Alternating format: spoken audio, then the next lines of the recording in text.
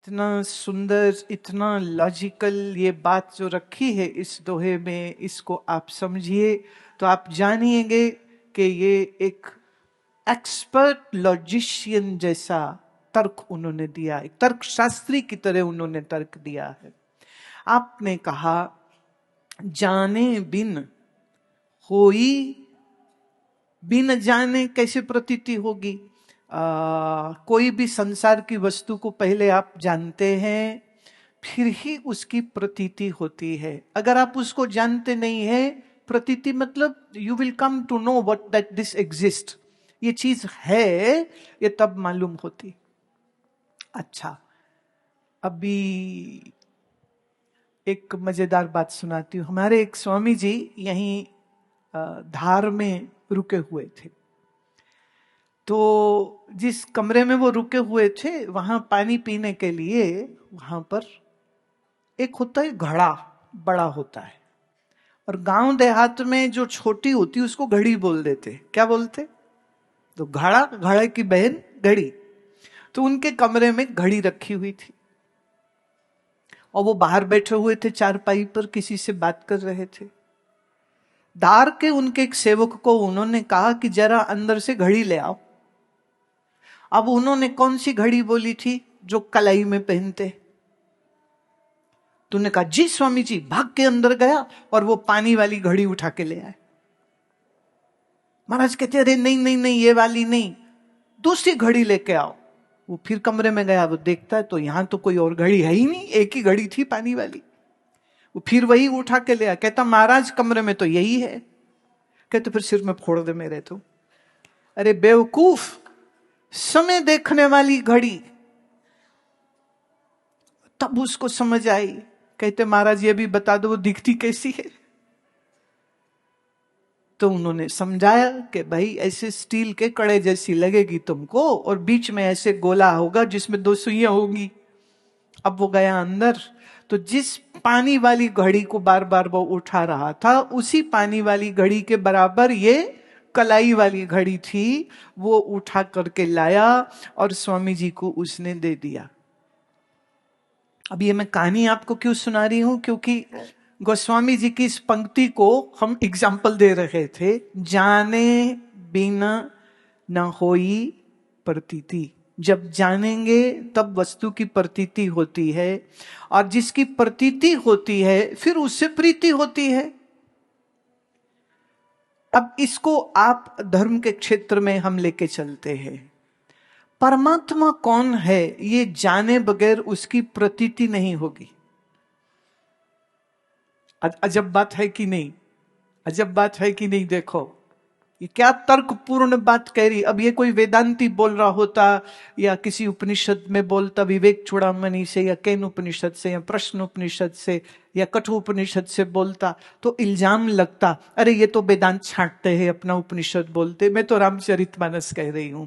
मानस के कर्ता ये पंक्ति दे रहे हैं, जाने बिनु ना होई प्रतीति, प्रतीति बिन नहीं होई प्रीति। तो पहले परमात्मा क्या है सो जानो, जानोगे तो उसकी प्रतीति होगी, जिसकी प्रतीति होगी फिर उसी से प्रीति होगी। और बिना प्रीति के भक्ति की दृढ़ता नहीं हो सकती है। जैसे तुम्हारा सब ठीक ठाक चल रहा हो, तो तुमको सब अच्छा लगता है, लेकिन तुम्हारे जीवन में कुछ उटक पटक हो जाए, कोई बीमारी, कोई कोर्ट केस, कोई झगड़ा, कोई झांसा, कोई लड़ाई भिड़ाई हो जाए, तुम दुखी, तुम परेशान हो गए, और फिर आदमी कहता मैं नहीं मानता कोई भगवान है। भगवान होता तो मेरे को ये मुसीबत होती? अगर भगवान होता तो कहते मैंने इतने सोमवार जाके शिवालय में जल चढ़ाया है, इतने नवरात्रे मैंने रखे हैं, उसके बाद भी हमको बीमारी लग गई, हमारे पिताजी मर गए, हाँ हमारी माँ जी चली गई, हमारे बेटे का तलाक हो गया, कोई भगवान नहीं होता। कितना समय लगता है भगवान को इनकार करने में? इतना ही लगता बस। मैं एक ऐसे सज्जन को जानती हूँ, वो जिंदगी भर गुरुद्वारा साहब जाते थे, 5 बाणी का पाठ करते थे, कीर्तन करते थे। फिर उनके जवान लड़के की मृत्यु हो गई एक्सीडेंट में। इतने नाराज हुए कहता मैं नहीं मानता किसी को, गुरुद्वारा जाना छोड़ दिया, पाठ करना छोड़ दिया, घर वालों को भी आज्ञा दे दी, कोई नाम नहीं लेगा परमात्मा का, कोई परमात्मा नहीं होता, होता तो मेरा बच्चा मरता, मैं नहीं मानता। ये जो नकली भक्ति होती है ना, उन लोगों की ऐसे ही फुस हो जाती। जरा सी तकलीफ आई, जरा सी परेशानी आई, जरा सा कष्ट आया, बस उतने में ही भगवान है ही नहीं, भगवान तो होता ही नहीं, भगवान तो होता ही नहीं। अब गोस्वामी जी कह रहे हैं आपने भगवान की क्या प्रतीति करी, क्या आपने जाना कि भगवान की सत्ता हम किसको कहते हैं? अच्छा, अब आपकी बुद्धि क्या सोचती है? जो विचार नहीं करते हैं, जो भगवत गीता का अध्ययन मनन नहीं करते हैं, जो रामचरितमानस को ठीक से नहीं पढ़ते हैं, उनको लगता है कि मंदिर में जाओ, कुछ नारियल लड्डू चढ़ाओ और भगवान से नौकर वाला काम लो। नौकर मतलब पता कैसे? मेरे को नई दुकान खोलनी, भगवान खोल दो। मेरी लड़की मांगलिक है, उसका रिश्ता करवा दो। मेरे घर पोता नहीं होता, वो करवा दो। मेरे घर का चौथा मंजिल बन जाए, मैं किराया खाऊं बैठ करके, भगवान वो कर दो। मेरी माताजी का ब्लड प्रेशर बहुत ज्यादा है, भगवान ठीक कर दो, भगवान ठीक कर दो। इतनी लंबी लिस्ट होती। तुम्हारा नौकर लगता है क्या वो? ये तो नौकर को कहते हो ना, जाओ बाजार से चीनी ले आओ, वहां पोछा लगा दो, यहां बर्तन मांज दो, यहां ये काम कर दो। हम लोग भक्ति के नाम पर ईश्वर को नौकर बनाना चाहते। कैसे भक्तो प्यारे तुम, कैसे कैसे भक्त हो तुम? लेकिन हमको सिखाया यही गया कि जब इम्तिहान हो तो भगवान जी को प्रार्थना करो, भगवान पास कर देंगे। पढ़ाई कौन करेगा? तुम्हारा डैडी। तुम पिक्चर देखो, तुम व्हाट्सएप में गेम खेलो, तुम फेसबुक में लगे रहो, तुम सिनेमा में लगे रहो, तुम दोस्तों के साथ मटर गश्ती करते रहो, तुम किटी पार्टी और शॉपिंग करते रहो, और जब आवे इम्तिहान तब लड्डू चढ़ाओ 4 और कहो भगवान मेरिट लिस्ट में ले आना, और नहीं आए तो भगवान होता ही नहीं। ये कैसे हो तुम प्यारे अर्थार्थी, इतने स्वार्थी? पर भगवान श्री कृष्ण तो बड़े दयालु है, वो कहते ये भी मेरे ही भक्त होते, कोई बात नहीं, मेरे से मांगते हैं कोई बात नहीं, मुझसे मांगते कोई बात नहीं। लेकिन थोड़ा विचार करके देखिए, जिस ईश्वर ने बुद्धि दी है, जिस ईश्वर ने शरीर दिया है, तो उसने आंखें भी दी हैं और बुद्धि दी है, तो बेटा समझदारी से अपना स्केड्यूल बनाओ, ठीक से पढ़ाई करो, ठीक से मेहनत करो। तो तुम कहोगे फिर मंदिर जाने का कोई मतलब नहीं है ना? मंदिर जाने का मतलब है कि जब तुम मंदिर जाओ तो वहां पर जो स्वरूप है उसका दर्शन करो। ये तुम्हारी मन की एकाग्रता को बढ़ाने का एक बहुत बड़ा साधन है। आज ध्यान से सुनना है इस बात को। जब मंदिर जाओ तो आपके जो भी इष्ट हैं, उस इष्ट के चरणों को पहले देखो, फिर उनके शरीर को ऊपर की ओर बढ़ते जाइए, उनकी जंघा, उनकी कमर, उनकी छाती, उनके हाथ। जैसे अभी मैंने अभ्यास से पहले तुम्हें शरीर का दर्शन करना सिखाया, ठीक इसी तरह से उस देव का दर्शन करना चाहिए। फिर उनके होंठ और उनकी नासिका और उनके नेत्र, फिर उनका मस्तिष्क, और संपूर्ण जो स्वरूप है उसका दर्शन जब आप करते हैं तो ये मन को एकाग्र बनाने का एक बहुत उत्तम साधन होता है। अब कई लोग जैसे मंदिर जाते हैं तो वो फूल यूं फेंकते, ऐसे लग जाना चाहिए। अरे नहीं प्यारे, फूल को हमेशा इस तरह से चढ़ाइए कि वो धीरे से उसके चरण में गिरे। अगर तुम उसको पत्थर की मूर्ति मान रहे हो तो तुमने तो उसमें भगवत्ता देखी ही नहीं। जब उसमें भगवत्ता देखी ही नहीं तो फिर जो मर्जी करते रहो। अगर वो जैसे मीराबाई जी कहते हैं कि एक सुबह उठती हैं, भागी हुई अपने मंदिर में जाती हैं और मंदिर में जाकर के कृष्ण के वस्त्रों को ठीक करने लग जाती हैं। ठीक करती हैं, इधर से देखती हैं, उधर से देखती हैं। सखी ललिता ने पूछा कि देवी तुम क्या कर रहे हो? वो कहती है मुझे स्वप्न आया कि मैंने जो करधनी उनके बांधी है, जो कमर पर जो जंजीर बांधी है वो कान्हा को चुभ रही है, माधव को चुभ रही है। मुझे स्वप्न आया है, कान्हा कहते मीरा तेरी ये पहनाई हुई चीज मुझको चुभ रही है, तो मैं ढीला करने गई। क्या मीरा के लिए कृष्ण सिर्फ पत्थर की मूर्ति है? उसका स्वप्न, और वो भागती है और जाकर के मैं गिरधर के घर जाऊं, गिरधर मारो साचो प्रीतम, देखत रूप लुभाऊं, मैं गिरधर के घर जाऊं, रैन पड़े तब ही उठ जाऊं, भोर भये उठ आऊं, रैन दिनावा के संग खेलूं, ज्यों तो ताही रिझाऊं, मैं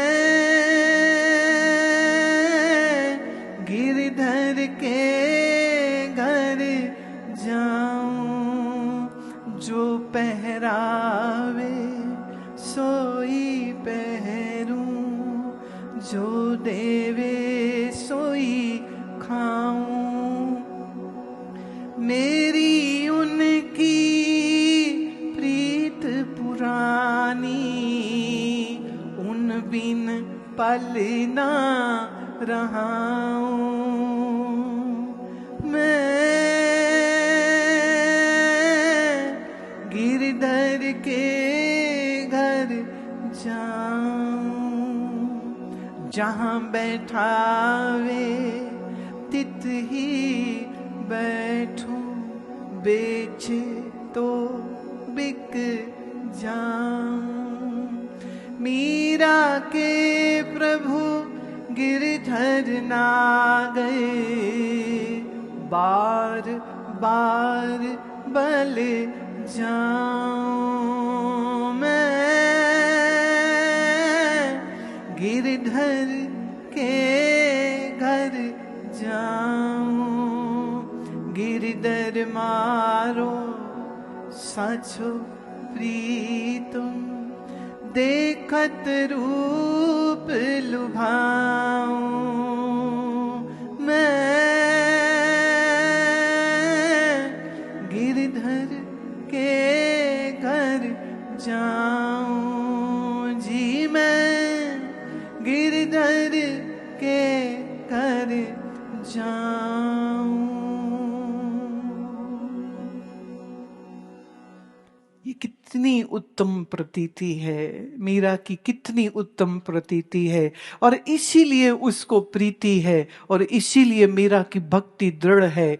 और इस भक्ति के बगैर आपके जीवन में आनंद की रसधार नहीं हो सकती। ये जानिए, जिसके हृदय में भक्ति है, जिसके हृदय में ईश्वर प्रेम है, उससे बड़ा धनराज और कोई नहीं हो सकता।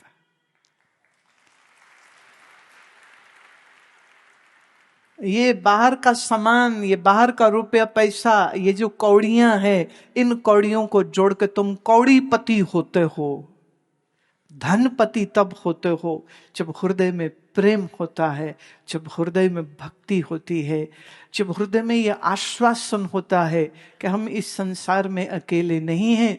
यत्र तत्र सर्वत्र वही परमात्मा है, और वही प्रभु मेरे हृदय से अर्जुन तिष्ठति, वही मेरे हृदय में मौजूद है। मैं अकेला नहीं हूं। पीछे कोई मिले मुझे, कहते हम तो अनाथ हो गए, कोविड में हमारे पिताजी मर गए। मैंने कहा रुक रुक रुक, ऐसी गंदी बात मत बोल। तुम्हारे शरीर का जन्म जिस पिता के वीर्य से हुआ, वो बायोलॉजिकल फादर, वो जैविक पिता की मृत्यु हुई है। तेरा पिता परमात्मा है, वो अजर अमर अविनाशी है। तू कभी अनाथ नहीं हो सकता है। तुम कैसे अनाथ हो सकते हो? परमात्म सत्ता कौन है? जो अनादि है, जो अनंत है, जो देश काल वस्तु परिच्छेद से परे है। काल भी जिसके सामने जन्मता और मर जाता है, वो काल का भी महाकाल, वो अकाल पुरुष तेरा पिता है, तेरी माता है, तू अनाथ कैसे हो सकता है? यही कारण है कि जब मीरा के राणा जी की पति की मृत्यु हुई है तो उन्होंने कहा मैं सती नहीं होंगी। क्यों? राणा जी मेरे जीवन साथी थे, बहुत प्यारे थे, लेकिन पति तो मेरा मुरली मनोहर है और वो कभी मरता नहीं है। तो जो कभी मरता नहीं है तो मैं विधवा कैसे हो सकती हूं? और ये उस समय के समाज को ये बात समझ नहीं आई, तो उनको कुलच्छनी, उनको बुरी, उनको पापिन, उनको कैसे कैसे शब्दों से प्रताड़ित किया गया और कैसे कैसे लांछन उनके ऊपर लगाए गए। लेकिन उनके चित्त में क्या फर्क पड़ता है? क्यों? जिसके चित्त में राम है वहीं आराम है। तो जिसके चित्त में राम बैठे हैं, जिसके चित्त में गोविंद बैठे हैं, जिसके चित्त में परमात्मा की प्रीति होती है, उनके चित्त की एक पहचान होती है। न शोक होता है, न चिंता होती है, न गुस्सा होता है। अब अगर तुम्हारे शोक है, चिंता है और गुस्सा है, तो जानिए अभी दिल के इस कमरे में भक्ति माता जी नहीं आई हैं। तभी तो क्रोध का राक्षस है, तभी तो लोभ का राक्षस है, तभी तो अहंकार का राक्षस है। ये जो उठते बैठते गाली देते रहते हैं, ये जो उठते बैठते दूसरे का अपमान करते रहते हैं, जो अपने को श्रेष्ठ और दूसरे को छोटा समझते हैं, अभी भक्ति का प्रवेश तुम्हारे हृदय में नहीं हुआ है प्यारे। जिसके मन में भगवत भाव नहीं है उसके मन में शोक होता है, और जिसके मन में भक्ति होती है उसका मन अशोक होता है। बात समझना, हमारे यहाँ बालकों का नाम अशोक रखा जाता। यहां भी कई बैठे होंगे जिनका नाम अशोक है। अशोक का मतलब जिसमें शोक नहीं है। नाम हो अशोक और बैठ के रो रहा हो, तो या तो नाम कर दो आज से मेरा नाम शोक डडलानी है, अब मैं अशोक नहीं रह गया, क्योंकि शोक करता हूं।